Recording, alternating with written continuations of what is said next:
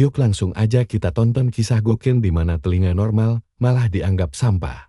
Nah, pas karakter utama kita datang ke akademi sebagai instruktur baru. Semua murid meremehkannya karena menganggapnya ras inferior. Begitu masuk kelas, dia langsung menegaskan satu hal. Jangan pernah pakai kekuatan dewa kalian untuk menyerang sesama. Tapi gunakan buat melawan penjajah. Tentu saja, selalu ada si murid sok keras yang menentangnya. Melihat itu, Jin Shidu langsung menantangnya duel. Kalau si murid bisa melukainya sedikit saja, dia janji besok gak bakal datang lagi. Si murid langsung setuju dan menciptakan tombak petir yang mematikan. Tombak itu dilempar dan langsung meledak mengenai sasaran. Si murid sudah tersinggung sombong. Tapi tiba-tiba sebuah belati melesat hampir mengenainya hingga membuatnya kencing di celana karena ketakutan. Begitu debu mereda, kejutan. Karakter utama kita santai saja menahan serangan dengan perisai pelindung, lalu bilang kalau dia mau membunuh murid itu. Itu hal yang sangat mudah. Dia lalu bertanya kepada murid yang menyerangnya tentang syarat aktivasi roh dewa. Si murid menjawab bahwa caranya adalah meningkatkan kekuatan dewa, lalu menyalurkannya ke roh untuk membentuk wujud fisik, yang intinya cuma imajinasi. Jin memberitahu bahwa jawaban itu hampir benar. Tapi kunci sebenarnya adalah panjang gelombang energi. Murid itu langsung kebingungan. Jin pun menjelaskan lebih lanjut bahwa ada 8 panjang gelombang dasar, termasuk api, petir, penyembul, dan es. Ditambah lagi, ada manipulasi ruang, manipulasi cahaya, manipulasi tekanan atmosfer, dan perlindungan spasial. Bahkan Lord Gita pun terkejut dia menguasai ke-8 elemen tersebut. Tapi omong-omong, kenapa dia bisa sekuat ini dan kenapa telinga normal dianggap ras inferior? Semua bermula 100 juta tahun lalu. Bencana dahsyat melanda bumi dan memusnahkan hampir seluruh umat manusia di dunia. Awal dari malapetaka ini terjadi ketika sebuah virus misterius mulai memutasi hewan-hewan menjadi monster mengerikan yang disebut koruptor. Dalam beberapa tahun saja, wabah ini menyebar sangat cepat. Kemanusiaan kehilangan 99% populasinya akibat kehancuran tersebut. Sisa-sisa manusia yang selamat berjuang mati-matian di garis depan untuk terus bertahan. Nah, disinilah cerita ini makin menegangkan. Senjata biasa sama sekali gak mempan melawan para monster ini. Hingga akhirnya, mereka terpaksa melakukan eksperimen gila pada manusia. Dari sekian banyak uji coba gila itu, Jin Shidu adalah satu-satunya subjek eksperimen yang sukses menunjukkan hasil nyata bersama dengan penciptaan nanomesin pemulih lingkungan. Dengan kemampuan luar biasa barunya, Jin menjadi pahlawan super penyelamat dunia yang selalu berusaha melindungi sisa-sisa koloni manusia terakhir yang bertahan hidup. Namun, semua itu sia-sia karena mereka sudah terlambat, dan akhirnya manusia terakhir pun punah. Tanpa ada yang dilindungi, hidup Jin seolah kehilangan arah dan tujuan. Setidaknya begitulah yang dipikirkan temannya, seorang ilmuwan bernama Kagura. Namun, Jin punya pandangan yang sangat berbeda karena bagi dirinya masih ada alasan untuk terus maju. Meskipun tidak bisa menyelamatkan generasi sekarang, dia yakin kekuatannya bisa berguna bagi generasi masa depan saat nanomesin bekerja membersihkan bumi dari pengaruh monster koruptor. Dia sangat optimis bahwa bumi suatu hari nanti akan pulih kembali dan dia rela menunggu momen itu. Karena itu, Kagura menaruhnya di dalam kapsul hibernasi. Kapsul itu dirancang untuk menjaganya tetap hidup selama berabad-abad ke depan. Selagi Jin tertidur lelap, para monster terus menguasai dan merusak permukaan planet bumi. Seiring berjalannya ribuan tahun, lingkungan global akhirnya mulai berubah drastis. Monster-monster mutasi tadi perlahan mulai punah dan digantikan oleh spesies baru yang tumbuh subur. Evolusi ini terus berjalan selama 100 juta tahun. Hingga akhirnya membawa kita pada adegan 3 makhluk humanoid baru yang sedang dikejar-kejar oleh monster mengerikan. Para penyintas yang panik ini menemukan reruntuhan kuno dan langsung bersembunyi di dalamnya. Sayangnya, monster iblis yang ganas itu langsung mendobrak masuk mengejar mereka. Tersudut tanpa jalan keluar, mereka bertiga sudah pasrah bakal jadi santapan lezat si monster. Di saat-saat terakhir, gadis dalam kelompok itu berteriak meminta tolong pada dewa pelindung desa. Dan tebak apa yang terjadi selanjutnya? Keajaiban terjadi.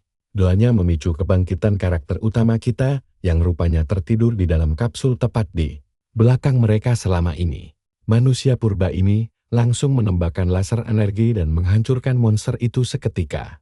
Mereka bertiga kebingungan setengah mati. Apalagi setelah melihat sesosok pria telanjang bulat tiba-tiba muncul. Hal pertama yang dilakukan pria maco tanpa busana ini adalah mencari pakaiannya yang tersimpan rapi di dalam kotak anti peluru buatan sahabat lamanya yaitu Kagura. Setelah menyalakan sistem kuno laboratorium itu, dia sadar kalau dirinya telah melompati waktu sejauh 100 juta tahun ke masa depan meskipun banyak data penting yang telah rusak.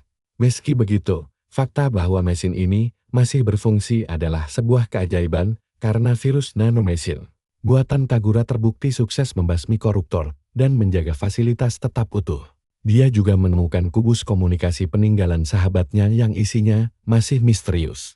Jin kemudian berbalik menatap para humanoid lokal itu sambil membiarkan aset berharganya bergoyang bebas. Sadar ada anak-anak yang memperhatikannya dalam kondisi polos. Dia langsung buru-buru memakai pakaian lamanya dan tampil keren kembali seperti masa lalu beberapa juta tahun silam. Sesaat kemudian, dia keluar bersama ketiganya dan langsung silau oleh sinar matahari yang sangat terik. Sejujurnya, dia sama sekali tidak menduga akan melihat pemandangan seindah ini. Pemandangan hijau di depannya terasa sangat menakjubkan. Berbanding terbalik dengan gurun kiamat dahulu kala. Anak-anak itu pun segera mengajaknya pergi ke pemukiman mereka. Namun, Jin sendiri terlalu sibuk menganalisis spesies baru di hadapannya ini. Padahal secara logika, umat manusia di zaman dulu harusnya sudah lama punah dan menjadi fosil. Makhluk humanoid dengan karakteristik hewan ini pasti merupakan hasil evolusi jutaan tahun yang bercampur dengan efek nanomesi, ditambah lagi, mereka berbicara dengan bahasa manusia kuno. Hal itu membuktikan bahwa mereka berasal dari akar nenek moyang yang sama. Dia lalu memperkenalkan dirinya sebagai Jin Shidu dan meminta mereka memanggil nama depannya saja. Sebagai gantinya, si gadis bertelinga domba memperkenalkan diri sebagai Hakama Phil. Lalu cowok koala bernama Dano, dan si gadis kucing lincan di sebelahnya bernama Sandy. Hakama memilih menunda obrolan santai mereka dan langsung menarik Jin. Menjelaskan bahwa desanya sangat membutuhkan bantuan Dewa Pelindung untuk mengusir para penjajah yang datang menyerang. Sayangnya, saat mereka tiba di sana, kondisi desa sudah porak-poranda akibat penjarahan hebat dengan banyak bangunan rumah warga yang telah dilahap si jago marah. Sandy langsung histeris melihat kehancuran itu dan berlari panik mencari ibunya. Sambil melihat sekitar, Jin mulai menganalisis situasi buruk yang sedang terjadi di depan matanya. Dia langsung menyadari betapa rapuhnya pertahanan desa ini. Tembok pembatas dan rumah warga hanya terbuat dari kayu biasa, membuktikan bahwa peradaban baru ini tertinggal secara teknologi. Sangat jauh tertinggal jika dibandingkan dengan teknologi era manusia modern yang dia ingat. Saat melangkah lebih jauh ke dalam desa, Jin melihat seorang wanita sedang bertarung melawan monster aneh. Sekali lirik saja, terlihat jelas kalau wanita itu sudah kewalahan menghadapinya.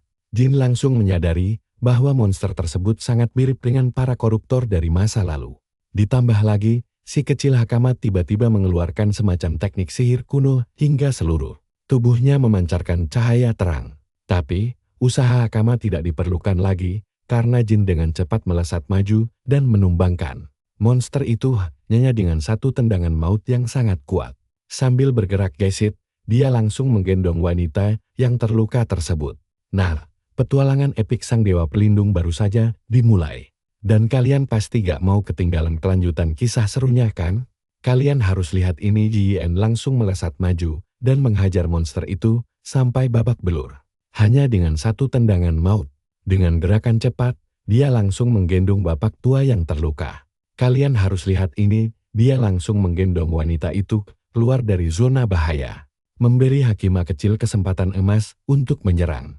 Menggunakan sihirnya, anak itu melepaskan bola api kecil yang ternyata punya daya hancur luar biasa. Tembakan itu sukses membuat monster tersebut KO seketika.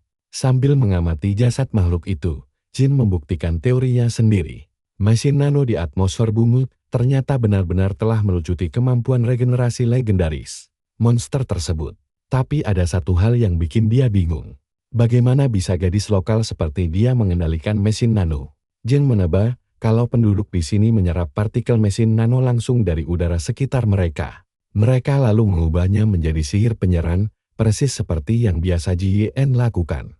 Masalahnya, sejarah mencatat bahwa hanya manusia murni saja yang punya kemampuan untuk mengendalikan teknologi canggih semacam itu. Karena penasaran, dia langsung bertanya pada wanita yang diselamatkannya tadi. Apakah semua orang zaman sekarang punya kekuatan sihir? Wanita itu bingung dengan pertanyaannya, tapi menjelaskan kalau tidak semua orang bisa melakukannya. Hanya segelintir orang terpilih yang menguasai kemampuan ini. Menurut kepercayaan mereka, cuma orang-orang pilihan dengan berkah kekuatan dewa yang bisa memakai sihir tersebut. Di dalam desa mereka sendiri pun, jumlahnya sangat terbatas. Tidak lebih dari 4 orang saja yang punya bakat ini. Jin langsung paham setelah menghubungkan semua petunjuknya. Istilah kekuatan dewa sebenarnya cuma sebutan kuno mereka untuk kemampuan memanipulasi mesin nano. Hakama pun segera berlari ke arah wanita tua itu yang ternyata adalah neneknya sendiri. Lalu bertanya dengan panik tentang nasib warga desa yang lain. Hanya untuk mendengar kabar lega dari sang nenek. Ternyata mereka semua sudah berhasil mengungsi dengan aman. Kabar ini membuat mereka bertiga bisa bernapas lega. Meskipun sang nenek masih heran kenapa anak-anak ini malah nekat kembali ke desa berbahaya ini. Padahal, monster kecil yang baru saja mereka kalahkan, tadi barulah tahap larva. Sangat jauh berbeda jika dibandingkan dengan monster dewasa raksasa yang saat ini sedang mengamuk. Di luar sana, tiba-tiba terdengar sebuah suara. Suara lantang memecah ketegangan. Meyakinkan nenek itu kalau tidak ada yang perlu dikhawatirkan lagi. Monster raksasa yang dia sebutkan tadi, pendatang baru ini dengan sangat percaya diri mengklaim bisa mengalahkannya sendirian. Sang nenek kaget setengah mati melihat orang-orang yang dia kenal malah kembali ke medan tempur, dan langsung bertanya soal nasib warga desa lainnya. Ksatria berambut biru itu memastikan semuanya aman. Dia menegaskan bahwa semua warga sipil sudah dievakuasi ke tempat perlindungan. Dan ternyata, pria paruh baya yang datang bersamanya adalah ayah Hakama sendiri. Pertemuan keluarga yang sangat emosional pun terjadi. Sang ayah tentu saja langsung menginterogasi kemana putrinya itu pergi. Dengan jujur, gadis itu mengaku telah pergi ke pintu gerbang yang disegel, yang langsung membuat sang nenek kaget bukan main. Neneknya marah besar karena Hakama berani masuk ke wilayah terlarang itu. Berdasarkan legenda leluhur, daerah di balik pintu itu adalah wilayah kekuasaan Dewa Pelindung Desa, tapi Hakama merasa sangat terdesak. Dia mengaku terpaksa ke sana demi meminta bantuan langsung dari sang dewa karena serangan monster ini, dan dengan bangganya, anak itu menunjuk ke arah Dewa Pelindung dalam legenda mereka yang kini berdiri tepat di obi belahnya. Jelas saja sang nenek sangat ragu dan menolak mentah-mentah menganggap pemuda asing ini sebagai pelindung suci mereka. Parahnya lagi, dari penampilannya yang biasa saja, mereka langsung meremehkan statusnya. Mereka mengira pemuda kita ini berasal dari ras rendahan, sehingga memberikan gelar suci dewa kepadanya terdengar sangat konyol. Melihat situasi memanas, Sandy kecil langsung angkat bicara membela Jin. Dia berusaha meyakinkan kakak rambut birunya kalau Jin ini hebat. Sayangnya, kakaknya yang penuh prasangka buruk itu langsung mengejek, sambil menunjuk ke arah telinga manusia biasa milik Jin. Di dunia mereka, siapapun yang tidak punya ciri fisik hewan dianggap sebagai ras kelas bawah. Bagi pria ini, adiknya yang masih kecil itu cuma sedang mengalami salah paham yang sangat naif.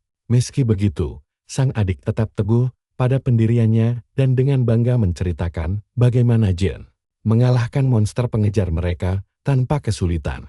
Namun, kakaknya malah meremehkan pencapaian tersebut. Dia sombong dan mengklaim bisa mengalahkan monster itu dengan gampang. Menatap ke arah pahlawan kita yang sudah kelihatan sangat muak dengan ocehan tidak penting ini, si rambut biru langsung bertingkah kasar. Dia mengancam dan mengusir Jin dari desa sekarang juga, karena merasa ras rendahan tidak berhak ada di sana. Si tukang oceh ini berjalan melewati Jin sambil terus mengocer dengan sombongnya. Nah, perhatikan baik-baik si rambut biru sok tahu bernama Sars ini. Karena terlalu percaya diri, dia dengan konyolnya mengajukan diri untuk memburu monster raksasa itu sendirian tanpa bantuan siapapun. Keputusan konyol Sars yang sangat mendadak itu jelas membuat sang nenek panik luar biasa. Nenek itu lalu kembali menatap Jin. Meskipun dia masih tidak peduli dengan identitas asli pemuda tersebut, dia merasa tidak sopan jika tidak mengucapkan terima kasih yang tulus karena telah diselamatkan. Setelah itu, dia meminta satu bantuan terakhir untuk membawa anak-anak ke tempat perlindungan demi keselamatan mereka. Sang nenek harus segera menyusul Sarah agar si bodoh itu tidak mati sia-sia. Tapi tentu saja, Jin menolak mentah-mentah permintaan tersebut. Harga dirinya baru saja diinjak-injak oleh orang-orang di sini. Jin tidak akan tinggal diam membiarkan harga dirinya diremehkan begitu saja. Dia bertekad membuktikan kepada mereka semua bahwa dia bukanlah penonton yang tidak berguna. Dan jelas bukan berasal dari ras rendahan. Alur cerita kemudian berpindah ke sebuah danau terdekat. Tempat monster raksasa yang menjijikkan itu bersarang. Sars akhirnya tiba di lokasi pertarungan tanpa rasa takut sedikit pun di wajahnya. Dia langsung memasang kuda-kuda tempur yang mantap, dengan tombak dan tubuh yang dialiri petir dahsyat layaknya kekuatan Zeus. Dia berlari sangat cepat menuju ke arah monster raksasa tersebut. Untuk membalas serangan, monster mengerikan itu melempar anak-anaknya sendiri sebagai senjata. Peluru, beruntung bagi Sars, anak-anak monster yang berlendir itu sangat mudah dihancurkan memakai tombak listriknya yang mematikan. Setelah membersihkan rintangan, Sars melompat tinggi ke udara dan menebas wajah monster itu dengan sangat keras. Monster raksasa itu langsung menjerit kesakitan karena serangan telak tersebut. Kalian juga pasti tahu kan, tidak mungkin mengalahkan monster ini semudah itu. Benar saja, luka tebasan di wajah monster tersebut tiba-tiba menutup dan beregenerasi dengan sangat cepat. Kejadian ini membuat Sars membeku karena terkejut. Membuatnya tidak sempat menghindar dari serangan balasan yang mematikan. Untungnya, Jin datang tepat waktu untuk menahan serangan monster raksasa itu dengan sangat mudah. Sars yang tadinya sangat sombong langsung terdiam melihat kekuatan luar biasa ini. Tapi pertunjukan aslinya baru saja dimulai. Monster tersebut melompat mundur untuk mempersiapkan serangan yang jauh lebih kuat. Namun Jin sama sekali tidak memberikan kesempatan bagi monster itu untuk menyerang balik. Hanya dengan menjentikkan jarinya dengan santai, Jin melubangi tubuh monster raksasa tersebut hingga tembus ke belakang. Sars hanya bisa melongo melihat kekuatan luar biasa yang ada di depannya. Tidak lama kemudian, rombongan warga desa lainnya berlari menyusul ke tepi danau dengan napas terengah-engah. Mereka dibuat terkejut setengah mati begitu melihat pahlawan kita menahan amukan monster raksasa. Itu hanya menggunakan satu tangan saja. Padahal monster tersebut sudah mengerahkan seluruh tenaganya. Jin mulai merasa bosan dengan pertarungan tidak seimbang ini. Ingin segera menyelesaikan urusannya. Dia langsung menarik pinggang Sars dan melompat menjauh untuk menghindari serangan berikutnya dari monster tersebut. Begitu kepulan debu menghilang, kita bisa melihat tubuh monster raksasa itu telah hancur tertembus energi Jin. Sars berteriak panik bahwa serangan besar itu percuma karena monster bisa beregenerasi lagi. Tenang saja, Jin sudah memikirkan skenario tersebut dari awal. Disinilah peran penting mesin nano miliknya bekerja, yang secara aktif menetralkan kemampuan regenerasi sel-sel monster itu. Kerusakan akibat serangan Sars sebelumnya sebenarnya lumayan hebat, tapi tebasannya terlalu dangkal untuk menghentikan regenerasinya. Sars sendiri saat ini sedang mengalami guncangan mental yang luar biasa berat. Dia syok menyadari kenyataan bahwa orang dari ras rendahan ini kemungkinan besar adalah dewa pelindung mereka. Lucunya, Jin malah langsung membantah julukan suci dan megah tersebut. Dan disinilah kita tahu alasan utama dia bertarung bukan demi gelar dewa, melainkan murni untuk melindungi manusia masa depan dari kepunahan akibat monster mengerikan. Monster raksasa itu meraung marah dan mengayunkan ekornya yang besar, berusaha keras untuk meremukkan sang pahlawan yang terus-menerus bergerak lincah menghindari setiap serangannya. Yuk, ikuti petualangan seru ini saat Jin menghancurkan pertahanan monster dan membekukannya dengan kristal es kuning setelah menyusun strategi jitu. Sambil dia mulai mengisi energi untuk serangan mematikan, yang dijamin bakal menghancurkan si monster berkeping-keping. Dia akhirnya memperkenalkan diri. Jin menyebut dirinya sebagai monster yang lahir dari kebodohan tragis umat manusia sendiri. Dia adalah sosok peninggalan kuno yang bertahan hidup setelah tertidur selama 100 juta tahun. Dialah senjata terpilih untuk membersihkan bumi dari ancaman mengerikan ini. Di sisi lain, Sars sedang tidak bisa mencerna apa yang sedang dibicarakan oleh orang ini. Satu-satunya hal yang dia pedulikan hanyalah, apakah Jin bisa membuktikan omong besarnya itu. Tentu saja Ji Yen bisa membuktikannya, lagi pula dia adalah hasil puncak dari eksperimen tragis yang brutal. Senjata luar biasa yang lahir dari sejarah berdarah umat manusia. Dialah manusia sejati pertama, terakhir, dan satu-satunya yang tersisa di dunia ini. Setelah perkenalan yang sangat epik itu, Jin melepaskan serangan energi super silau yang langsung melelehkan si monster seketika. Sinar laser tersebut sangat dahsyat dan kuat hingga menembus atmosfer bumi sampai keluar angkasa. Memastikan monster keparat itu tidak punya kesempatan untuk tumbuh kembali. Dengan tewasnya monster tersebut yang kini jadi abu, SARS langsung bungkam 1000 bahasa setelah kesombongan tingginya dihempaskan secara telat begitu saja. Sementara itu, tanpa disadari oleh mereka, ada seseorang yang sedang mengawasi Ji Yen dari balik semak-semak. Wanita misterius ini awalnya hanya dikirim untuk memantau jenis penyerang baru yang dilaporkan ada di danau. Dia jelas tidak menyangka kalau dirinya bakal sangat beruntung bisa menyaksikan aksi dari monster jenis lain. Baginya, bahkan para petinggi elit dari Ksatria Suci di ibu kota kerajaan pun tidak akan pernah berani bertarung sendirian. Nah, coba perhatikan baik-baik bagian ini. Pemuda tidak dikenal ini mengalahkannya dengan sangat mudah. Membuat mata-mata itu sangat heboh dan tidak sabar melapor ke gildanya. Semua yang baru saja dia saksikan di sana. Sore harinya, Ji Yen akhirnya mendengarkan pesan hologram berumur 1 juta tahun yang ditinggalkan sahabatnya, Kagura teman digitalnya.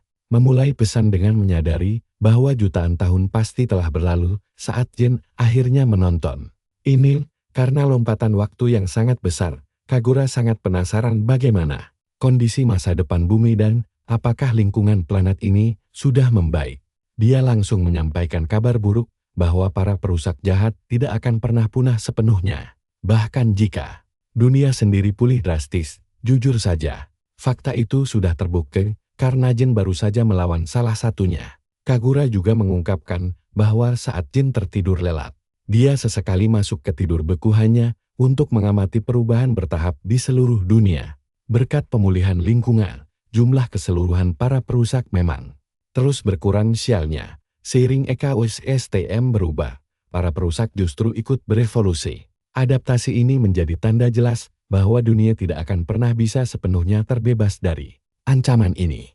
Untuk mengatasinya, Kagura menjelaskan bahwa dia sengaja merekayasa genetika makhluk hidup baru, agar mereka punya potensi melawan para perusak itu, bukan hanya menjadi mangsa. Selain itu, Kagura mengaku telah menyiapkan peningkatan kekuatan besar khusus untuk Jin yang ditinggalkannya di sini. Ya, jarum suntik berisi cairan hijau menyala itu adalah apa yang dia butuhkan, dan harus disuntikkan langsung ke pembuluh darahnya. Setelah itu, tubuh Jin langsung mengeluarkan percikan energi misterius yang dahsyat. Serum tersebut memberinya keselarasan 100% dengan mesin nano. Setelah penyatuan selesai sepenuhnya, Jin mendapatkan kemampuan gila untuk menciptakan berbagai objek fisik lewat kekuatan mesin nano tersebut. Kabar baiknya, peningkatan ini hanyalah permulaan saja. Sahabat lamanya mengungkapkan bahwa dia telah menyembunyikan ramuan serupa di berbagai penjuru dunia. Dia sengaja tidak menaruh semuanya di satu tempat wadah, agar para perusak tidak bisa menghancurkan fasilitas dan melenyapkan semuanya sekaligus. Ditambah lagi, pencarian ini membuat Jin harus bertualang keliling dunia untuk menyaksikan langsung. Mungkin kalian juga setuju dengan keyakinan Kagura kalau keindahan dunia baru ini jauh lebih cerah. Meski dia tidak tahu pasti ancaman apa yang akan dihadapi Jin nanti, daripada dunia hancur yang mereka tinggalkan dulu. Seiring berjalannya pesan, proyeksi hologram menunjukkan betapa tuanya sang ilmuwan malang tersebut dari waktu ke waktu, sungguh momen yang mengharukan. Karena Kagura merasa sangat sedih, tidak bisa melihat keindahan dunia baru ini secara langsung. Setelah secara resmi menyerahkan estafet tanggung jawab masa depan bumi kepada Jin, pesan tersebut akhirnya selesai. Tepat setelah itu, Hakama dan rombongannya datang mencari sosok yang mereka sebut sebagai dewa pelindung desa. Dia bersama manusia koala bernama Dampo datang menjemput Jin untuk kembali ke desa karena seluruh warga sudah tidak sabar menunggunya di tengah perjalanan. Jin melihat gantungan kunci fasilitas penelitian yang sangat familiar. tergantung di leher Hakama. Karena penasaran, dia pun bertanya tentang leontin itu dan dari mana Hakama mendapatkannya. Hakama menjelaskan bahwa dulu sekali ada orang hebat yang meminta leluhurnya untuk mewariskan leontin tersebut turun-temurun sebagai jimat pelindung. Legenda mengatakan, jika bahaya besar mengancam desa mereka, kunci ini akan memanggil dewa pelindung untuk menyelamatkan mereka. Mendengar itu, Jin merasa sangat tersentuh. Dia senang karena sahabatnya telah berusaha begitu keras menyiapkan semuanya, membuat Jin merasa sangat berutang budi kepada Kagura. Di tengah desa, sebuah pesta besar sudah dimulai dengan meriah. Di saat semua orang sibuk makan dan minum, anak-anak akhirnya membawa sang dewa pelindung kembali. Tengah keramaian, namun suasana sedikit berubah karena para warga dewasa malah mulai bergosip saat melihat makhluk berjenis rendah. Bagi pikiran sempit mereka, tidak masuk akal jika makhluk biasa seperti itu menyandang gelar dewa pelindung yang legendaris. Saat mereka asik meragukan potensi Jin, Sars tiba-tiba berdiri dan langsung memarahi mereka semua karena berani menjelek-jelekkan penyelamat mereka. Dia bahkan sampai melayangkan beberapa pukulan keras yang pantas didapatkan. Lagi pula, orang-orang munafik ini adalah para penakut yang langsung kabur saat bahaya muncul di depan mata. Melihat perdebatan sengit itu, Hakama dan Danpo bisa merasakan kemunafikan luar biasa dari Sars. Pasalnya, dialah orang pertama yang paling meragukan kekuatan Jin. Hanya beberapa jam yang lalu, sang nenek kepala desa kemudian melangkah maju untuk menemui Jin. Secara langsung, merasa sangat berutang budi, dia mencoba menyampaikan rasa terima kasih yang sebesar-besarnya mewakili seluruh warga desa. Kenyataannya, jika bukan karena bantuan Jin yang tepat waktu, tidak akan ada satupun dari mereka yang selamat. Dan desa pasti sudah jadi abu, seperti biasa. Jin menanggapi pujian itu dengan santai dan menganggapnya sebagai bagian dari tugasnya. Namun, dia tahu warga tidak akan membiarkannya pergi begitu saja, tanpa memberikan hadiah sebagai tanda terima kasih. Alih-alih meminta harta materi, dia meminta sesuatu yang jauh lebih berharga, yaitu informasi. Jin menginginkan laporan lengkap mengenai kondisi dunia saat ini. Sayangnya, warga desa yang terisolasi tentu tidak tahu banyak tentang hal-hal geopolitik sebesar itu. Untuk mendapatkan jawaban yang dicarinya, mereka sangat menyarankan Jin mengunjungi ibu kota kerajaan tempat Raja Kermasia tinggal, karena banyak orang berkumpul di sana. Tempat itu menjadi pusat informasi dunia. Mereka menceritakan bahwa pedagang dari desa Kodama mereka sendiri sering pergi ke sana untuk menjual barang-barang khas dari benang ulat sutra kayu. Meskipun perjalanan ke ibu kota sangat panjang dan berbahaya, nenek yakin Jin akan baik-baik saja karena dia bukan orang biasa. Dia bahkan menyuruh Hakama menjadi pemandu jalan. Disinilah kita tinggalkan mereka dulu. Hakama yang punya kekuatan suci akan memandu Jin ke ibu kota kerajaan karena dia memang ingin mendaftar di sana. Seru banget. Yuk, kita bahas akademi bergengsi tempat para penyihir berlatih. Jin kaget banget pas tahu sekolah formal masih ada di zaman ini. Tapi tiba-tiba, semuanya jadi jelas. Kalau cowok kita ini baru saja dapat pengagum yang super berisik dan setia. Sars dengan semangat menawarkan diri jadi pengawal pribadi Dewa Pelindung selama perjalanan. Tapi, si nenek langsung menolaknya mentah-mentah, mengingatkan kalau dia sama sekali tidak punya alasan pergi ke ibu kota. Namun, Sars malah sesumbar kalau dia mau bergabung dengan Ordo Kesatria Suci yang legendaris. Tentu saja, si nenek tahu itu cuma mimpi di siang bolong. Dengan kejam dia menyindir Sars yang bahkan tidak lolos akademi biasa. Apalagi masuk Ordo Elit Kesatria Suci. Jien pun ikut kaget mendengarnya. Padahal Sars kan punya kekuatan dewa, Jin pikir dia bakal lolos ujian masuk dengan gampang sekali. Namun, Hakama langsung menjelaskan masalah sebenarnya. Ternyata ada ujian tulis wajib untuk menyaring orang-orang bodoh. Dan sayangnya Sars gagal karena otaknya yang agak kurang. Di sela obrolan santai itu, Jin mulai merasa penasaran dengan kelompok elit bernama Kesatria Suci ini. Sementara itu, adegan berpindah dari desa ke seorang kesatria berbaju besi lengkap. Dia tampak sangat terkejut saat mendengar kabar terbaru bahwa monster raksasa yang meneror wilayah desa Kadama sudah habis tak bersisa. Kabar mengejutkan ini dibawa oleh si gadis mata-mata yang kemarin mengamati pertarungan dari balik semak-semak. Sang kesatria meminta konfirmasi ulang. Dan gadis itu langsung membenarkan ceritanya tanpa ragu sedikit pun. Hal ini membuat sang kesatria suci benar-benar terheran-heran sampai sekarang. Dia tidak pernah menyangka kalau ada orang di luar ordo elit mereka yang punya kekuatan luar biasa. Untuk mengalahkan monster sekuat itu sendirian, namun, tepat di tengah obrolan mereka, seekor monster mendadak menyerang si mata-mata dari belakang. Dengan gerakan secepat kilat, sang kesatria langsung mencabut pedangnya dan menebas monster itu menjadi dua bagian. Nah, di sini makin seru, bukannya pulang ke kerajaan. Sang kesatria malah nekat mau mencari sendiri cowok misterius yang mengalahkan monster raksasa itu. Pagi berikutnya, Jin terbangun menyambut udara yang segar sekali.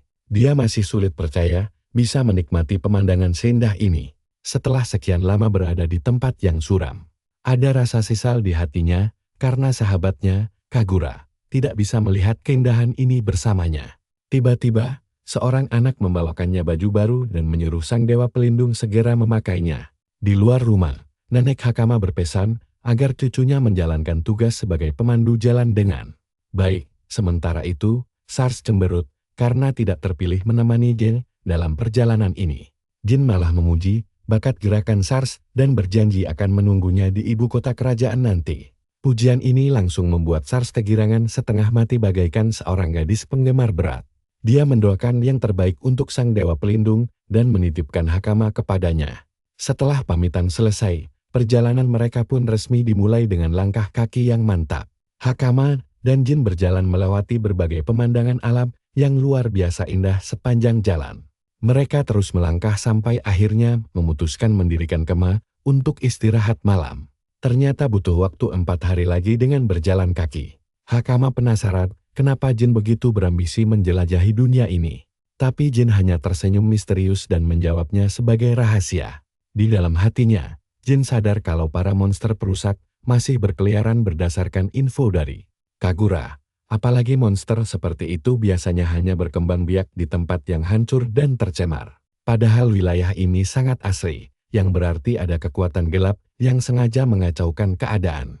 Hakama yang melihat wajah serius Jin langsung merasa takut, membuat Jin buru-buru minta maaf. Dari sini Jin paham kalau era ini belum sepenuhnya dikuasai monster. Tanda kehidupan manusia masih terlihat jelas. Target utamanya sekarang adalah mengamati peradaban manusia sebelum membasmi monster tersebut. Kalian pasti mikir menyelidiki monster itu gampang buat dia. Tapi di luar itu, si abang kita ini minta Hakama buat berhenti memanggilnya Dewa Pelindung. Karena terlalu menghormatinya, Jin harus membujuknya berulang kali agar panggil nama saja. Tiba-tiba, suara derap kaki kuda yang kencang langsung mengalihkan perhatian mereka berdua malam itu. Rombongan kesatria suci datang mendekat dan meminta waktu untuk bicara sebentar. Pemimpinnya terlihat tampan bak Pangeran Dongan. Tapi Jien tidak peduli dan langsung menanyakan identitasnya. Dia memperkenalkan diri sebagai Agus Altan, Kapten Divisi 7 dari Ordo Kesatria Suci. Jie, yang belum paham soal kelompok ini, langsung teringat cerita para warga desa sebelumnya. Namun, salah satu bawahan Argus yang sombong malah marah-marah karena melihat Jin bersikap santai dan tidak berdiri memberi hormat pada pemimpinnya yang merupakan seorang kapten hebat.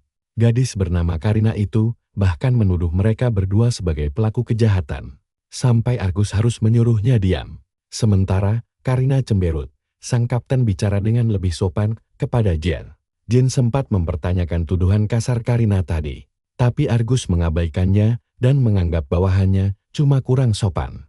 Dia lalu mengalihkan pembicaraan dengan menanyakan asal-usul serta tujuan perjalanan mereka. Hakama menjelaskan kalau mereka berasal dari desa Kadama dan sedang menuju ke ibu kota. Mendengar itu, Karina langsung menyela dengan nada sombong, menganggap remeh asal-usul mereka. Karina menggunakan kesempatan ini buat bertingkah sok pintar dengan iki selangit. Seolah-olah dia baru saja berhasil membongkar kedok makhluk kasta rendah dari desa Kadama. Untungnya, Argus langsung memotong ocehan kosong Karina tersebut. Sang kapten bisa melihat dengan jelas kalau pakaian yang dikenakan Hakama adalah tenunan khas desa Kadama yang sangat dihargai tinggi. Pakaian berkualitas seperti itu tidak mungkin dipakai anak biasa, yang membuktikan kalau mereka memang dari desa tersebut. Dugaan sombong, Karina pun terbukti salah besar sekali lagi di sini. Meski sudah yakin soal identitas Hakama. Argus mendadak mencabut pedangnya dan mengarahkannya tepat ke dada Jin. Dia merasa ada yang tidak beres dengan pria misterius di hadapannya ini. Ditambah lagi, model pakaian Jin sangat asing baginya. Sang kesatria menjelaskan kalau ada banyak kelompok bandit yang sering mengacau di sepanjang jalur menuju ibu kota belakangan ini. Dia mencurigai Jin sebagai salah satu bandit penculik anak dan menuduh Hakama dipaksa berbohong untuk membantunya. Hakama berusaha membantah tuduhan itu setengah mati, tapi mereka tidak percaya begitu saja. Karena kesal, Hakama langsung bersiap melepaskan sihirnya tanpa pikir panjang. Sayangnya, dia malah dikepung oleh belasan pedang sihir yang melayang dari segala arah, mengunci gerakannya sama sekali. Kemampuan sihir Hakama mendapat pujian dari sang kesatria suci. Di sisi lain, Jin sendiri cukup terkesan melihat kehebatan kendali pedang sihir milik Kapten Kesatria yang luar biasa ini. Argus jelas bukan lawan yang remeh. Jin menyadari hal itu. Dengan kekuasaan penuh di tangannya, sang kesatria menuntut jawaban jujur tentang asal-usul Jin yang sebenarnya saat itu juga. Jawaban itu yang akan menentukan apakah Jin boleh hidup atau mati. Tapi mendengar ancaman tersebut, Jin langsung memberikan tatapan dingin yang siap membunuh siapa saja di depannya. Suasana sempat tegang, tapi Jin akhirnya menahan diri dan menjawab pelan kalau dia berasal dari Desa Kadama. Karina langsung menuduhnya berbohong, namun Argus justru menerima jawaban tersebut. Sang kapten menurunkan pedangnya, sebuah keputusan yang mengejutkan setelah sempat mengancam tadi. Dia yakin kalau Jin tidak berbohong. Sementara Hakama dengan bangga menyebut Jin sebagai dewa pelindung desa. Meski terdengar menarik bagi Argus, dia tidak menganggap serius gelar dewa pelindung itu dan memilih untuk berbalik pergi. Dia kembali menaiki kudanya sambil meminta maaf atas tindakan kasarnya tadi. Dia menjelaskan kalau semua interogasi itu murni tugas profesionalnya saja. Sang kapten merasa yakin bahwa mereka berdua akan bertemu lagi di ibu kota kerajaan di masa mendatang. Dia pun langsung pergi, bikin Karina malu sendiri. Nah, petualangan seru kita baru saja dimulai.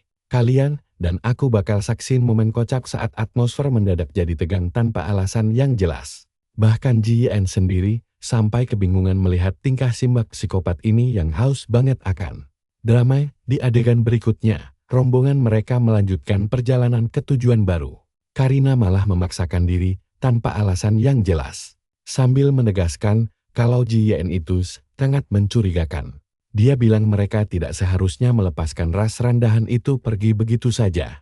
Meskipun kata-kata ras rendahan itu terasa mengganjal di tenggorokannya. Argus langsung mengejek gadis itu karena dia sendiri tidak tahu siapa sebenarnya yang pantas disebut sebagai ras rendahan di antara mereka.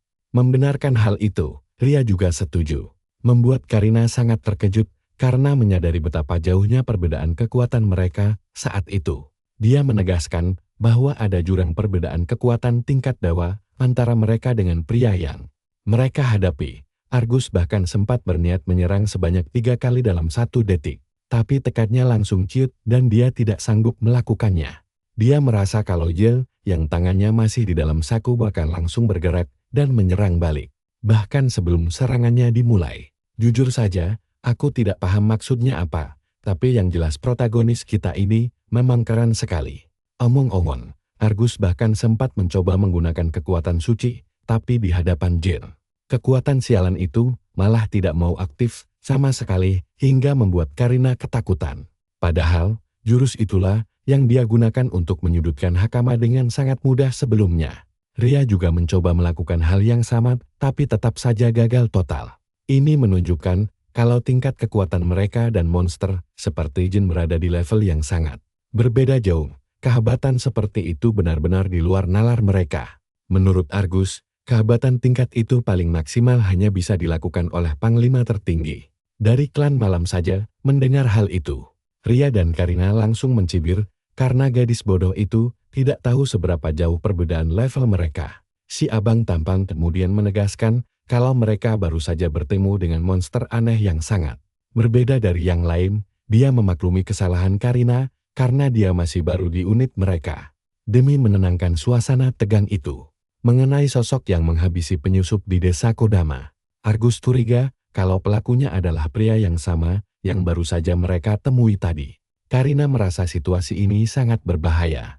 Tapi kaptennya yang bijaksana berpikir bahwa sangat berisiko untuk menyerang seseorang tanpa memiliki informasi apapun. Dia juga menilai Jin cukup santai karena bersikap pasif. Dan tujuan mereka sekarang adalah segera kembali ke ibu kota kerajaan. Hal terakhir yang mereka bicarakan adalah melaporkan situasi para bandit kepada serikat pekerja. Sementara itu, Argus terus memikirkan sosok dewa pelindung dari desa Kodama tersebut. Jika saja pria itu bersedia menjadi sekutu mereka, maka various macam masalah besar yang saat ini sedang melanda negara mereka pasti bisa langsung teratasi dengan sangat mudah di adegan berikutnya. Protagonis kita kembali melanjutkan perjalanannya. Coba kalian perhatikan baik-baik di bagian ini. Karena disinilah Jin bercerita pada Hakama tentang pertemuan menarik kemarin. Jin penasaran apakah semua ksatria suci di dunia ini memiliki kekuatan yang sama hebatnya dengan orang itu.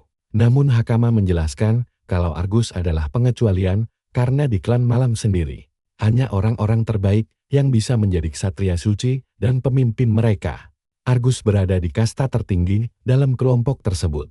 Hakama bahkan mempraktikkan seberapa cepat aktivasi seni roh yang dilakukan Argus kemarin. Sebuah istilah asing bagi Jin.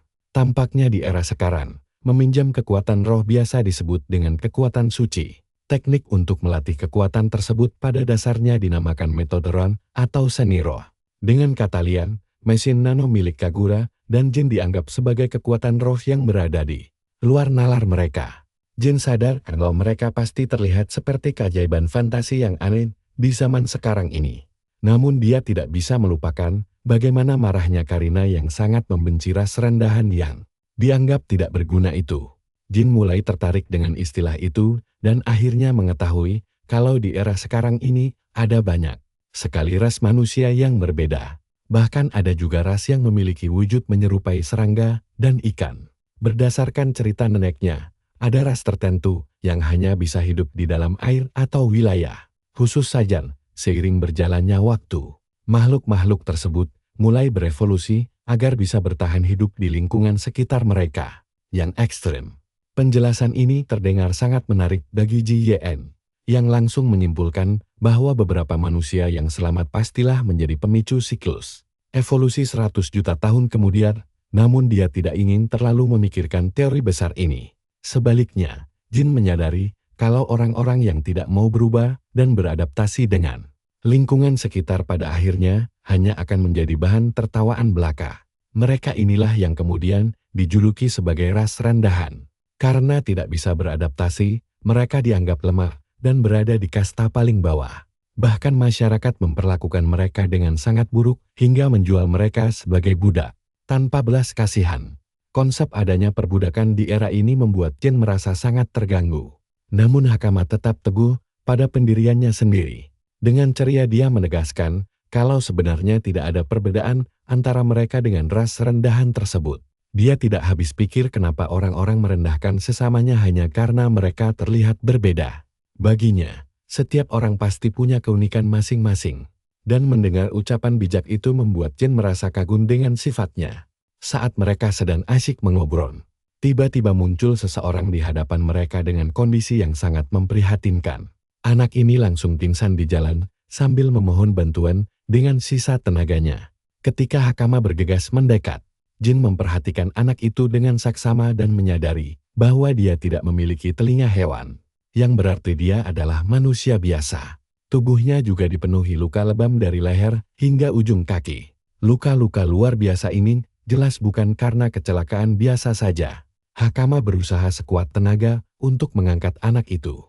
Sementara Jin segera mengaktifkan kekuatannya untuk membantu menyembuhkan luka-luka di tubuhnya. Bukannya berterima kasih, anak itu malah langsung menyerang dan menodongkan pisau ke leher Hakama, sambil mengancam akan membunuhnya jika Jin berani bergerak sedikit saja. Oke, kalian pasti berpikir situasi ini bakal berjalan lancar kan? Ternyata dugaanku salah besar, karena Jin langsung sadar kalau mereka sudah dijebak sejak awal perjalanan. Dia pun segera memindai area sekitar untuk memeriksa musuh lain yang bersembunyi di dekat sana. Tiba-tiba seorang pria muncul entat dari mana sambil memuji kerja bagus anak buahnya karena telah memancing mereka Kemampuan ini dinamakan kamuflas, tak terlihat yang memanfaatkan teknologi canggih mesin nano. Alat itu bekerja dengan menyerap visual lingkungan sekitar untuk menciptakan jubah tidak terlihat. Kelemahannya adalah efeknya akan hilang jika mereka bergerak. Tapi harus kuakui taktik mereka ini cukup cerdik. Sang kapten langsung mengejek Jin dengan menyebutnya sebagai ras rendahan yang memakai pakaian mewah. Dia juga menanyakan dari mana asal Jin. Namun protagonis kita tetap bersikap dingin dan memilih untuk diam 1000 bahasa. Hakama berteriak panik memanggil namanya. Sementara sang kapten mengancam akan menghabisi gadis itu jika Jin berani bergerak. Hakama yang panik mencoba bertindak sendiri dengan mengaktifkan kemampuan sihirnya kembali. Namun, Ji Hien langsung membentak dan menyuruhnya berhenti seketika karena dia tidak ingin Hakama menggunakan kekuatan berbahaya itu pada manusia biasa. Gadis kecil itu pun kebingungan dan tidak tahu harus berbuat apa. Sementara itu, bos bandit sangat senang karena menyadari kalau gadis itu memiliki kekuatan suci yang langka. Mereka lalu bertanya, apakah Jin juga bisa menggunakan kekuatan luar biasa seperti itu? Namun, protagonis kita malah sengaja bersikap misterius agar mereka penasaran. Kesal dengan sikapnya, si bandit bodoh itu langsung menendangnya hingga tersungkur dan memperingatkan ras rendahan tersebut agar tahu diri. Sang kapten sempat menegur anak buahnya karena takut merusak barang dagangan mereka. Meski sebenarnya mereka tidak berharap banyak untuk bisa menjual Ji Hien dengan harga yang tinggi. Pasar budak. Mereka bahkan tidak terpikir kalau Jin memiliki kekuatan suci karena penampilannya terlihat seperti ras rendahan biasa. Di saat yang sama, Hakama mulai menyadari kalau mereka adalah para pedagang budak. Pemimpin bandit langsung merapal mantra sihirnya sendiri untuk melumpuhkan gadis itu terlebih dahulu. Hakama yang ketakutan setengah mati hanya bisa pasrah karena berpikir mereka berdua akan segera dijual sebagai budak. Di adegan berikutnya yang sangat kocak, Jin tiba-tiba membangunkan Hakama dari tidur nyenyaknya. Jin tampak bertelanjang dada karena para bandit bodoh itu merampas semua pakaian mewah Jin dan hanya menyisakan celana dalamnya saja. Hakama terlihat baik-baik saja, namun dia sangat penasaran tentang di mana mereka berada sekarang. Tempat itu tampak seperti sebuah fasilitas kurungan khusus yang digunakan untuk menampung para budak tangkapan. Jin menjelaskan kalau ini adalah markas rahasia para bandit, sambil menunjuk ke arah tahanan lain yang ditangkap sebelum mereka. Semua orang di sana tampak sangat memprihatinkan dan kebanyakan dari mereka adalah ras rendahan. Meskipun situasinya suram, lucunya Hakama malah lebih penasaran kenapa Jin bisa sesantai itu. Bertelanjang dada di depannya, Jin menjelaskan kalau mereka mengambil semuanya karena pakaiannya dianggap sangat aneh bagi mereka. Hakama heran melihat rasa percaya diri Jin yang tetap santai tanpa busana. Tapi yang bikin penasaran, kenapa Jin tidak melawan sejak awal? Nah, kalian dan aku pasti ingin tahu jawabannya di episode berikutnya. Kalian dan aku bakal masuk ke cerita gokil ini saat Puer diutus masuk membawa sarapan. Mengetahui mereka sudah bangun, dia menawarkan makanan. Hakama ngamuk, tapi Puer tidak peduli mereka membencinya atau tidak, karena dia sadar tidak pantas dimaafkan.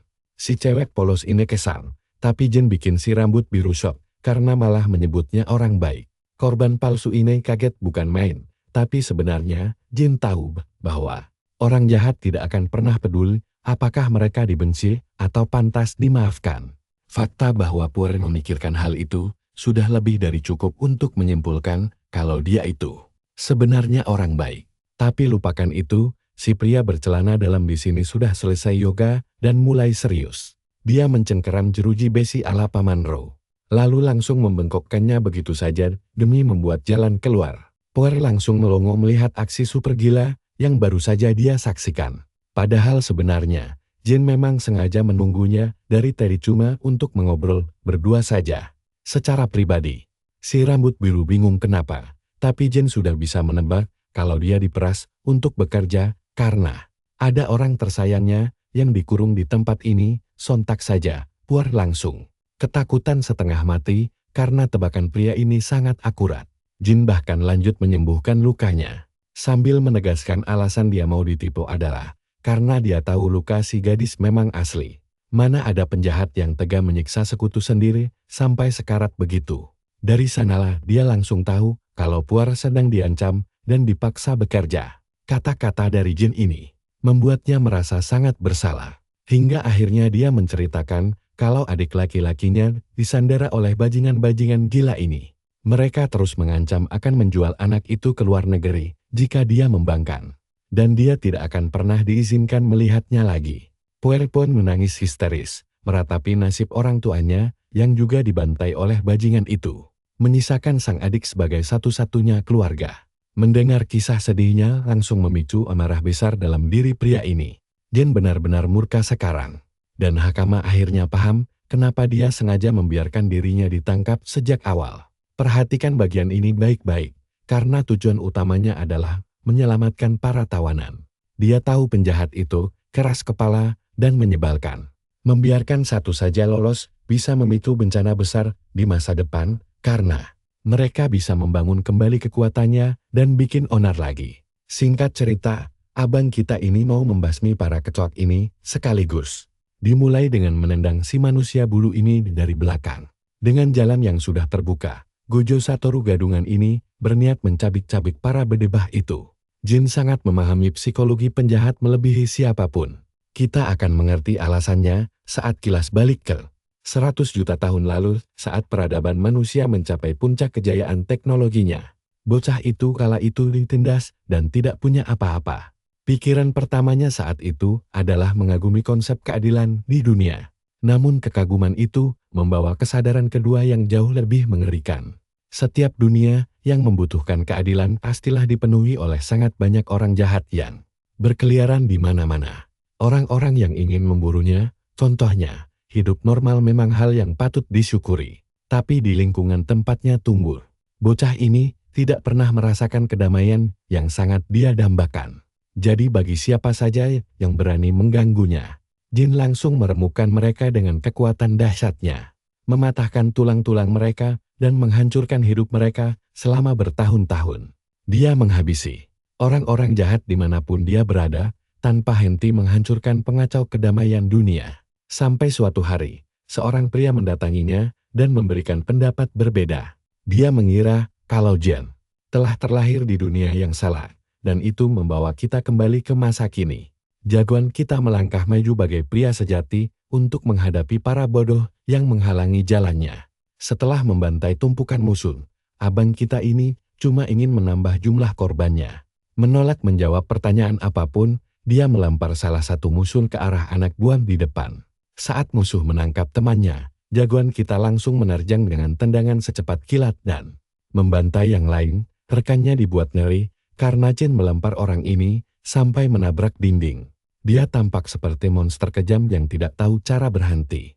Ketakutan, orang itu mencoba kabur, tapi sia-sia. Hanya teriakan histerisnya yang terdengar sampai ke tawanan di lantai bawah. Kalian pasti mikir hal yang sama kan? Hakama pun santai bilang kalau pria ini adalah dewa berjalan yang akan mengurus semuanya. Mereka cuma perlu mengikuti perintahnya untuk keluar. Tapi Puare merasa tidak tenang meski akan diselamatkan. Soalnya pemimpin bandit di sini bukanlah lawan yang mudah untuk dikalahkan. Meski dia punya bakat sihir suci yang kuat dalam pertarungan fisik, sulit membayangkan ada yang bisa menumbangkan orang itu. Namun saat Puare sedang sibuk mencemaskan hal itu, jagoan kita sudah membuat bos bandit itu berlutut gemetaran. Si bos memohon agar Jien berhenti, menawarkan tumpukan uang bahkan budak sebagai gantinya. Omong-omong, adik Puare ada di sini. Jin merasa sangat muak hanya karena ditawari budak. Dia langsung menghabisi anak buah lain di depan si bos. Sementara sang pemimpin bandit mulai kebingungan dengan situasi gila ini. Bahkan seni roh miliknya pun tidak bisa aktif di hadapan otot perut seksi. Maksudku kekuatan suci pria ini. Ditambah lagi, misteri tentang bagaimana bisa Jin mendapatkan kekuatan sebesar itu. Kocaknya, jagoan kita menyebut badut ini penjahat amatir. Karena penjahat asli setidaknya punya nyali untuk kabur saat tahu mereka kalah kelas. Tapi si bos bandit dan anak buahnya adalah orang-orang sombong yang suka meremehkan orang lain dan berhalusinasi bisa menang. Tapi begitu kekalahan sudah di depan mata, mereka langsung memohon ampun. Jujur saja, ceramah ini sangat memuaskan. Dan mengikuti saran jagoan kita, si bos bandit langsung mengambil langkah 1000. Dia berlari ke lift untuk menarik tuas, melepaskan senjata rahasia berupa monster yang mereka kurung. Jin terkejut menemukan monster terkontaminasi di bawah kendali mereka. Itu adalah binatang buas kuat milik seorang bangsawan. Yang membuat penasaran adalah, kenapa Arnold Schwarzenegger ungu ini tidak kabur dari dulu.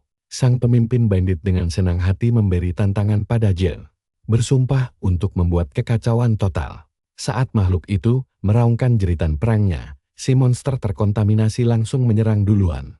Mengayunkan tinju kuat untuk menghantam Jin ke tanah. Serangan itu berhasil ditahan, memperlihatkan betapa besarnya monster tersebut. Pemimpin bandit itu dibuat tak berkutik melihat kekuatan luar biasa Jin. Maksudku, kekuatan otot-ototnya yang kekar. Sementara itu, Jin menjelaskan kalau dia memang terlahir dengan tubuh manusia super. Memiliki serat otot yang jauh melebihi rata-rata manusia biasa. Sekarang giliran dia yang menyerang. Pria ini menendang makhluk itu hingga terpental, lalu bersiap mengerahkan kekuatannya. Abang kita menembakkan gelombang Kamehameha seperti Goku. Menghancurkan monster itu berkeping-keping hanya dalam sekali serang. Setelah banyak omong kosong, si bos bandit kini kembali berlutut tak berdaya. Jin menatapnya tajam, penasaran apalagi yang akan dilakukannya. Karena sudah kehabisan akal, bajingan ini mencoba mencari celah dengan memohon untuk diampuni. Tapi raja berambut putih kita, yang mulia ini, langsung membalasnya dengan pukulan telak ke wajahnya, tanpa memberi ampun sedikit pun. Setelah masalah selesai, dia merapikan jubahnya yang keren dan meminta maaf kepada anak-anak karena membuat mereka menunggu lama. Pertama, dia ingin mencari bukti kejahatan mereka. Dia membuka laci meja dan menemukan setumpuk catatan yang sangat menarik. Hanya dengan sekali lihat, kalian mungkin akan berpikir kalau dia baru saja memenangkan lotre yang sangat besar. Tapi sayangnya tidak. Jagoan kita sama sekali tidak paham apa yang sedang dia baca saat ini. Bahasanya sangat asing baginya.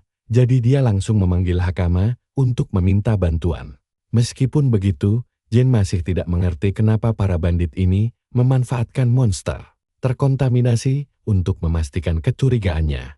Dia memeriksa sisa-sisa jasad monster yang sudah dia hancurkan tadi. Dengan begitu, dia bisa mengakses rekaman dari mesin nano yang melayang di sekitar ruangan.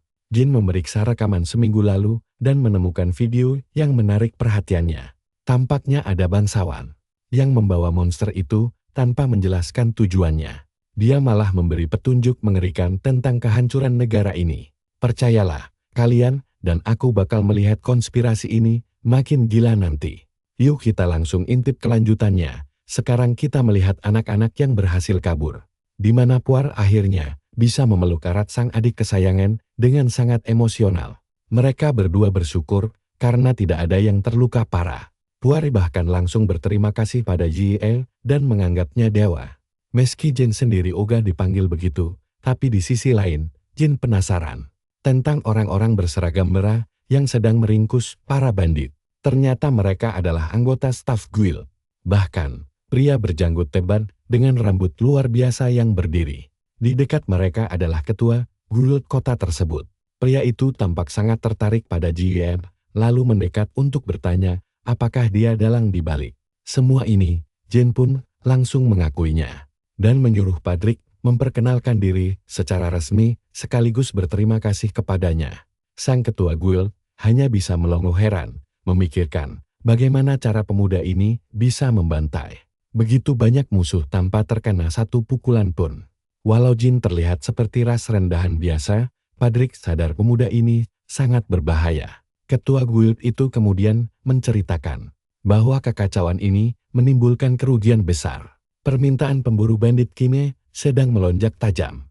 Hal ini membuat Jin heran karena dia mengira penguasa wilayah pasti memprioritaskan penangkapan para bandit itu. Namun ketua guild malah tertawa dan menjelaskan bahwa penguasa kota pun tidak punya wewenang sebesar itu. Menangani kejahatan adalah tugas para anggota guild yang setia kepada raja mereka. Jadi, andai saja Lord Champion sang penguasa nekat melakukan tindakan kriminal, mereka akan langsung melaporkannya ke raja. Walau hal itu terdengar sangat mustahil terjadi. Jin membandingkan sistem ini dengan era 100 juta tahun lalu. di mana penguasa wilayah bertindak seperti wali kota dan guild seperti polisi. Tapi baginya, Lord Champion tetap mencurigakan. Nah, perhatikan bagian ini baik-baik. Karena Jin memutuskan menyerahkan semua dokumen bandit yang dia temukan. Barangkali bisa berguna bagi pihak guild. Ketua guild pun membaca berkas tersebut dan terkejut menemukan daftar nama orang-orang yang bertransaksi dengan bandit. Berkat daftar ini, mereka bisa langsung meringkus semuanya. Jin yang penasaran, bertanya apakah nama penguasa kota ada di daftar itu. Tapi hebatnya, nama Lord Champion sama sekali tidak tertulis di sana. Membuktikan dia penjahat cerdik yang lihai menghapus jejak. Saat ini, Jin belum bisa berbuat banyak karena sudah telanjur membebaskan para budak. Dia bertanya bagaimana nasib mereka selanjutnya. Ketua guild meyakinkan bahwa pihak mereka akan memulangkan para korban dengan aman jika ada laporan kehilangan dari keluarga. Sialnya, bagi mereka yang tidak punya keluarga atau laporan, tidak ada tempat bernaung. Sistem dunia ini memang agak ampas karena tidak memikirkan nasib anak yatim piatu seperti Puer dan Nino. Saat Jin menanyakan panti asuhan, ternyata era ini tidak memilikinya. Padrik hanya bisa mencarikan mereka pekerjaan. Tapi karena status mereka sebagai ras rendahan, hal itu bakal sangat sulit dilakukan. Kedua anak itu langsung murung, membuat Jin kecewa karena dunia ini ternyata tidak banyak berubah. Dia tidak ingin menelantarkan mereka begitu saja tanpa pekerjaan jelas. Tiba-tiba sebuah ide cemerlang terlintas di kepalanya. Dan dia langsung menawarkan opsi pekerjaan lain kepada mereka. Pori pun setuju untuk mencoba. Memicu ingatan Jin tentang Ksatria Emas Argus yang dulu pernah menawarkan bantuan kepada mereka. Di adegan berikutnya, kita berpindah ke ibu kota kerajaan Kosya, di mana Ksatria Suci Argus sedang berjalan pulang sebelum tiba-tiba merasakan firasat buruk yang aneh. Sesampainya di kediamannya, dia menyuruh pasukannya untuk beristirahat saat Argus masuk. Dia disambut dengan penuh hormat oleh para pelayan setianya. Hal pertama yang dia tanyakan adalah situasi terkini kota. Melihat reaksi gugup para pelayannya, Ksatria Suci itu langsung sadar bahwa ada sesuatu yang tidak beres sedang terjadi. Kepala pelayan meminta maaf karena harus mengganggu waktu istirahatnya. Sementara itu, saudara perempuannya mengawasi percakapan mereka dari atas. Dengan tatapan tajam, begitu mendengar laporan tersebut, Argus langsung pusing 7 keliling. Situasinya jauh lebih buruk dari perkiraan. Karena ada monster penyusup yang mengacau di dalam kota. Mungkin kalian juga sedang memikirkan hal yang sama. Tapi dalang yang membantu menyelundupkan monster itu ke dalam kota diduga kuat berasal dari Akademi Harness yang penuh kecurigaan. Tempat berkumpulnya orang-orang jahat yang merencanakan kehancuran kerajaan. Di tengah krisis ini, Argus sangat butuh sekutu andal. Sementara itu, Jin dan kelompoknya melanjutkan perjalanan mereka menuju ibu kota. 3 hari berlalu sejak misi pembasmian bandit berakhir. Puari mulai merasa cemas dan ragu apakah ras rendahan sepertinya bisa mendapat pekerjaan layak di sana. Sebagai pria baik hati, Jin menenangkan mereka bahwa kemampuan membaca dan menulis adalah modal besar. Dia meminta mereka lebih percaya diri saat Hakama tiba-tiba menunjuk ke arah depan, menandakan ibu kota sudah dekat.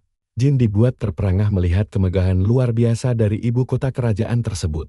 Menjelang malam, mereka akhirnya tiba di area kota yang sangat ramai. Hakama menjelaskan bahwa kota ini mengandalkan impor, jadi barang apapun bisa ditemukan di sini. Termasuk pakaian Kadama yang sempat mereka bahas. Jin merasa info ini cukup menarik.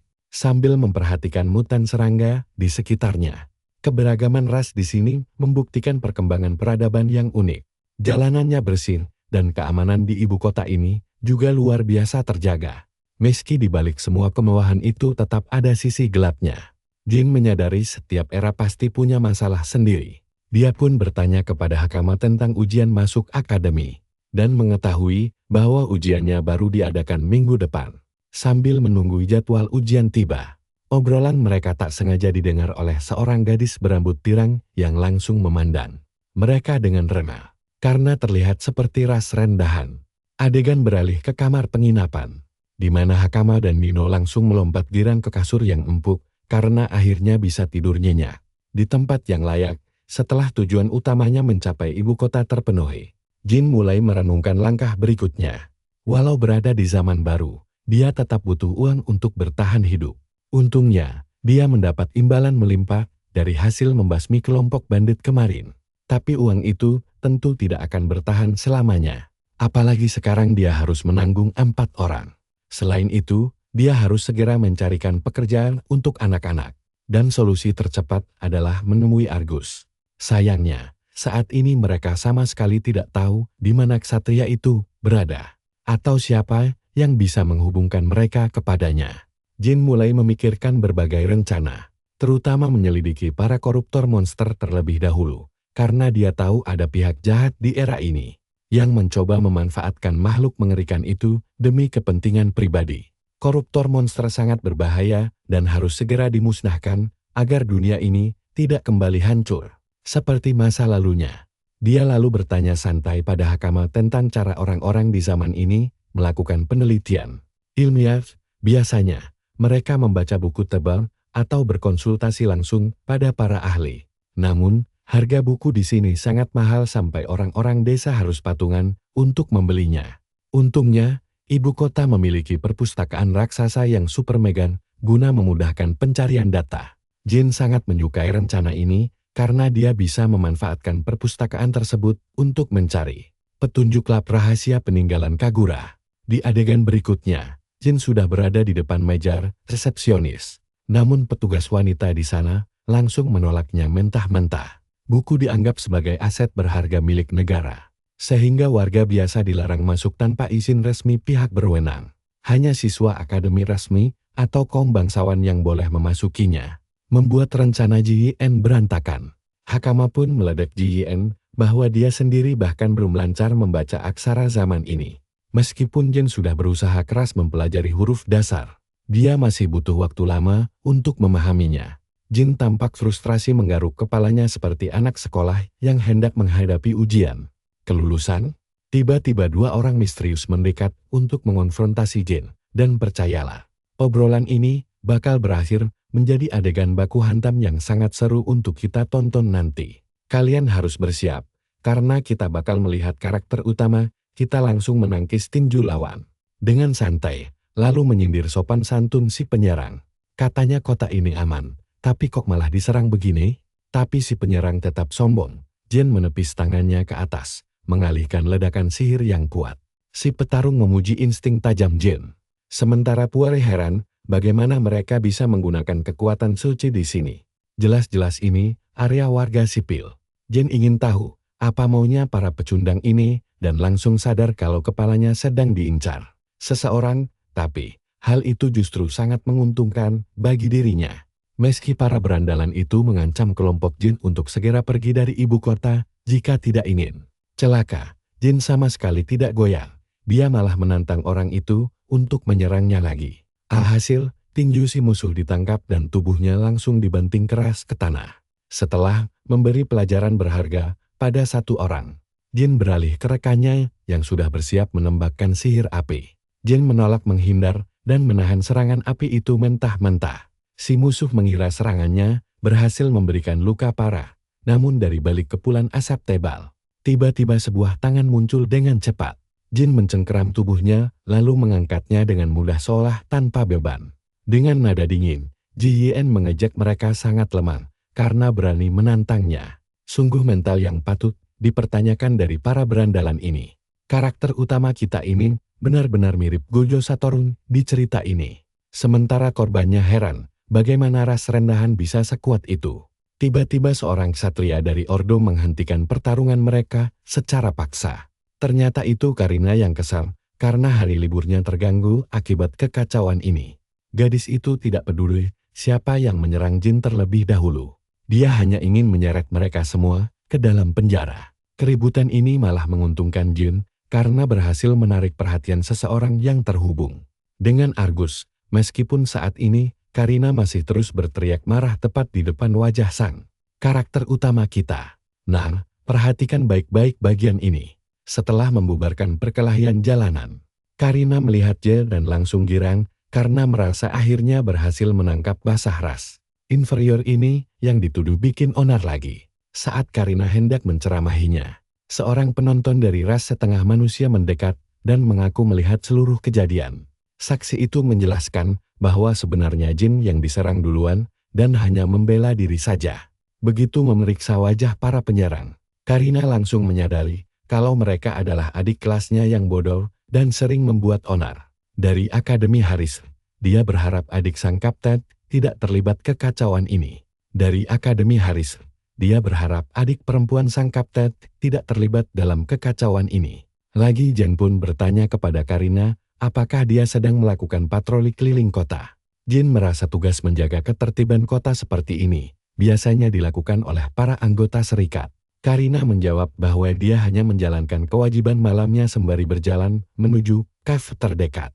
Setelah melihat langsung bagaimana Jin mengalahkan murid akademi yang kuat dengan sangat mudah, Karina mulai merasa bahwa kecurigaan kaptennya terhadap manusia yang disebut inferior ini mungkin ada benarnya. Karina mencoba pergi setelah meminta Jin untuk tidak membuat kekacauan lagi. Namun, Jin segera menghentikannya dan memanfaatkan kesempatan emas ini agar Karina mau mengantarnya menemui sang kapten, yaitu Argus.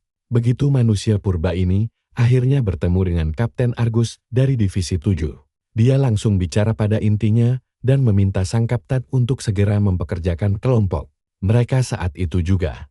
Jin mengingatkan Argus tentang tawaran bantuan sebelumnya. Saat kapten bertanya mengenai anak-anak yang dibawanya, Jin menjelaskan bahwa dia sempat bertarung dengan para bandit yang sedang dicari oleh sang kapten.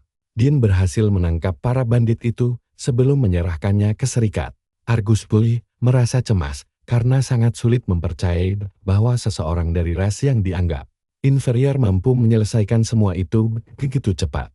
Jin kemudian menjelaskan bahwa dia membawa Nino dan kakaknya keluar karena mereka tidak punya tempat bersandar, dan orang-orang akan memperlakukan mereka dengan sangat buruk karena status ras mereka yang dianggap rendah. Karena alasan itulah, Jin meminta tolong kepada kapten agar bisa memberikan pekerjaan yang layak untuk mereka. Namun, Kapten Argus mengingatkan manusia purba ini bahwa dia sama sekali tidak memiliki kewajiban apa-apa. Tapi Jin bersikeras bahwa dia bersedia bertanggung jawab penuh atas anak-anak itu karena dialah yang menyelamatkan mereka. Argus menganggap alasan tersebut cukup menarik.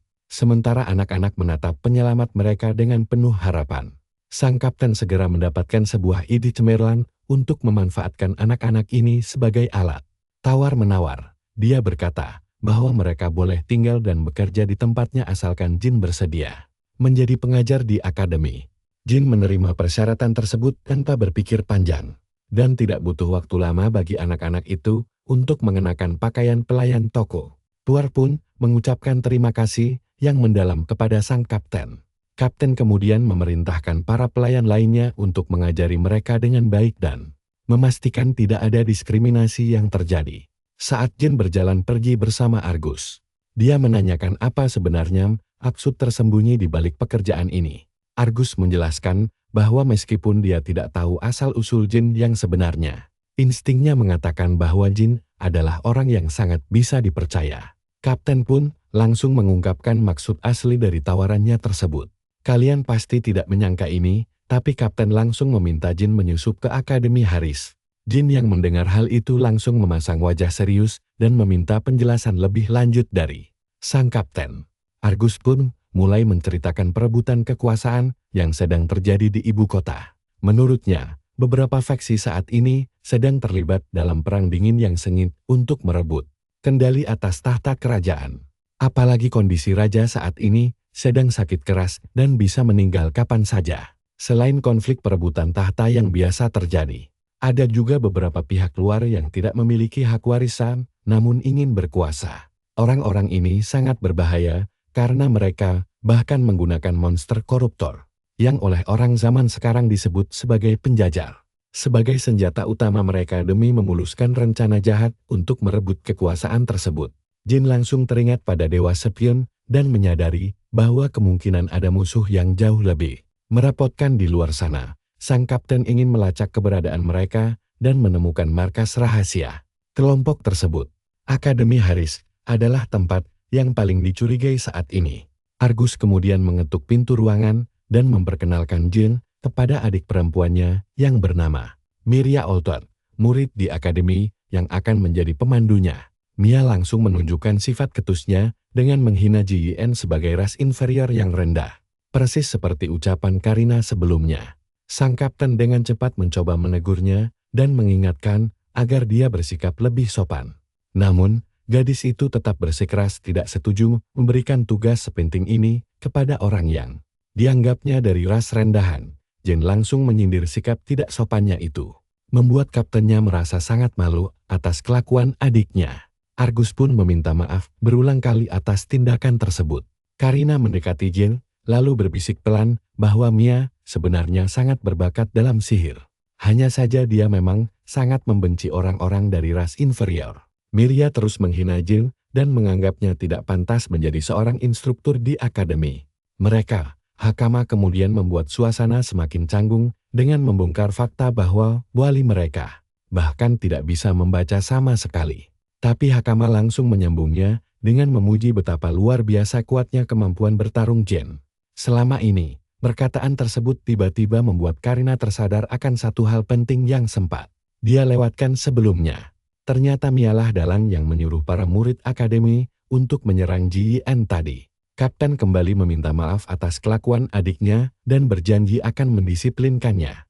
Jiyen pun segera mengalihkan pembicaraan mengenai tugas mengajarnya nanti. Jin menanyakan apa saja materi yang harus diajarkan di sana. Argus menjawab bahwa dari hasil pengamatannya, Jin tampak sangat ahli dalam seni role, sehingga dia dinilai sangat cocok mengajarkan dasar-dasarnya. Argus kemudian menyebutkan 4 seni roh dasar yang ada, yaitu pembakaran, pelepasan, pembekuan, dan pemulihan. Menurut sang kapten, menguasai 2 di antaranya saja sudah bisa dianggap sebagai pencapaian yang sangat luar biasa hebat. Mendengar dasar di dunia ini hanya terdiri dari 4 seni roh. Jin baru menyadari kalau pemimpin bandit kemarin sebenarnya sangat hebat. Kemampuan yang digunakannya saat itu sudah termasuk kategori seni roh tingkat khusus. Jin tersenyum tipis dan berniat untuk mengubah cara pandang orang-orang di era ini tentang kekuatan spesial tersebut. Cerita pun melompat ke waktu 1 minggu kemudian, saat ujian masuk akademi dimulai. Nah, disinilah perjalanan seru kita dimulai. Seminggu kemudian, saatnya ujian masuk akademi untuk HK. Argus datang bersama Jin untuk menyerahkan tugas instruktur tahun ini kepadanya secara langsung. Rupanya, setiap tahun salah satu divisi dari Ordo Ksatria Malam harus mengisi posisi pengajar ini. Dan kali ini adalah giliran divisi ke-7 untuk memikul tanggung jawab besar tersebut di akademi. Jin berjalan santai di belakang mereka. Sementara si gendut teman terus memandangi Jin dengan tatapan aneh sepanjang jalan. Akhirnya mereka sampai di ruang kepala sekolah dan Argus menyapanya dengan sangat sopan. Nah, perhatikan bagian ini, sang kepala sekolah tersenyum melihat mantan muridnya sukses di Night Order. Tapi setelah itu, dia malah menyindir Jin karena adanya konflik faksi